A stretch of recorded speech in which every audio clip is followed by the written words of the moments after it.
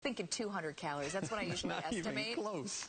After a harsh, hot summer, your yard may be looking more brown than green. CBS 2's Vince Gerasole and Mobile 2 are learning now's the time to fix that before the cold sets in. They're getting advice from a garden center in Park Ridge.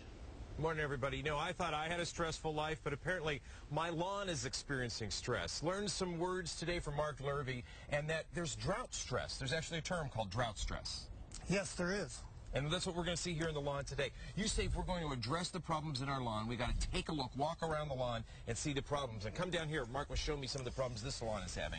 This lawn here in Park Ridge is pretty typical of a drought-stressed lawn in Chicago. It's got some dead spots here. We see the grass great big density is thin. Brown is over here. Even though we got patches of green, we've got most of the brown here. And you attribute that directly to the drought and the hot weather. Yes. Well, what does the drought and the hot weather do to a lawn? Why does it cause this? Well, the lawn will eventually, if it doesn't get enough moisture, actually go dormant, where the grass plant pulls itself in, shuts itself down to preserve what it does have for roots that are still alive in the crowns in the ground. So, and it was dry enough, long enough in Chicago this year that some of it actually died. And that's where you see the dead spots like this. And that's okay, so you see a dead spot like this. Now, there are two things you can do. You can reseed, and then you can just plain old fertilize and try to bring it back to life, right? Yeah, you'd reseed dead spots if they're bigger than 3 to 4 inches like this. So we got a big dead spot here. So this is what we have to reseed. We're going to have to get seed out and treat it in a certain way so that it grows back, right? I would do that, yes. Okay, and then with the smaller spots, I'm going to crawl on over here like this. I've been crawling around in the grass like this in a long time. For a smaller spot over here, what would you do?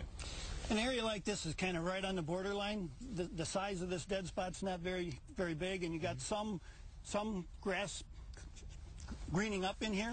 So here you're going to want to just probably you can get away with just fertilizing extra this fall. And that'll revitalize this and thicken that up. This is the best time of year also to treat your lawn, correct?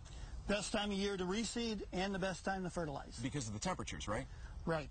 Temperature starts to drop. Cooler nights, more moisture, the grass revitalizes its root system. And then in the spring, everything looks great. We're going to show you how to do some of this stuff later today, but before I send it back to you, I want to roll around in the grass. Here we go. I haven't done this in years. Oh, that's Don't wonderful. lie to us. I can see him up in Evanston. Well, and doing Vince, that that's why you want a nice lawn, so your kids can play in a nice lawn. Yeah, maybe that massages the seed in some way. Moving on, sports.